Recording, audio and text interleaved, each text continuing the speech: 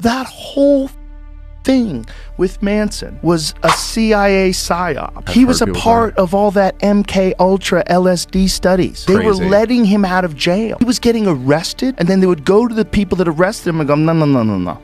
Let him go. And these sheriffs were like, it's above my pay grade. And they had to let him go. He was connected to a bunch of different robberies, and he was on parole. Jolly West visited him in jail. It's documented they visited him in jail. And he was a part of their program. They would take people, especially people that were charismatic, and teach them how to use psychedelics to influence people. Have you ever seen that video where it shows local news people all saying like the exact same thing? It's really weird. No. It's one of those things where you go like, I kind of knew that this happened, but to see it happen so blatantly. More alarming, some media outlets publish these same fake stories without checking facts first. The sharing of biased and false news has become all too common on social media. More alarming, some media outlets publish these same fake stories without checking facts first. This is scary. Yeah. This is the scariest. Well, that's propaganda. They're trying to bend a narrative in a very specific way for everybody. Why Mike Tyson lit that dude up on that plane? It's real simple. That dude was a douchebag. He was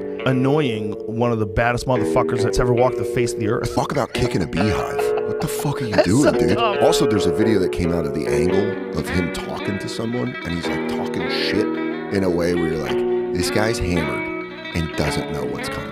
This is George talking to Mike Tyson, bro. This shit crazy, bro. Mike Tyson. Hey. Hey, Mike, come on. Let's go stop back. Boy just got beat up by Mike Tyson.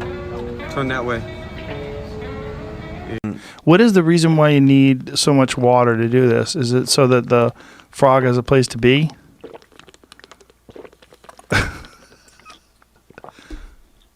So the frog is safe. You know, I've never injured a frog or anything. Here he goes.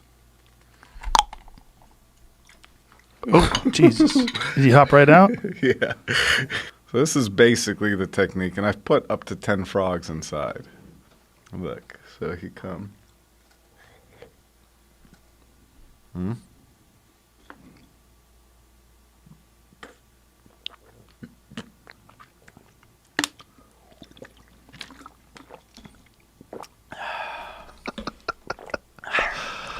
And now we could hang and talk for, you know, as long as. So how long does he stay in there? What's the longest you've kept him in there and they live? Like 3 hours or so. And that moment lasted for a long moment where I said, this is the part of the story where they are going to rip me apart, dissect me to see what I eat. There came a day, it was just a trickle, and I was walking on the rocks, and the Andes Mountains were in front of me, and all of a sudden I saw smoke around the next bend. But like my spine is reacting right now as I talk about it because I knew what I was going to see. I went around the bend, and I see a few naked people on the beach, and they see me, and we're like a good distance apart. They're on the other side of the river, you know, arrow in hand, bow in hand. They're looking at me, they're clearly conversing, and that moment lasted for a long moment where I said, this is the part of the story where they are going to rip me apart, dissect me to see what I eat. I mean, every other story in the region that we've heard, that's the ending of it. If you're alone with these people, it's not gonna go well, and I have nothing to defend myself with. And I turned and I ran for like 3 hours, and I got in the river and I swam for a while, and all my food got wet, and yeah, it took me like a week to get back to town.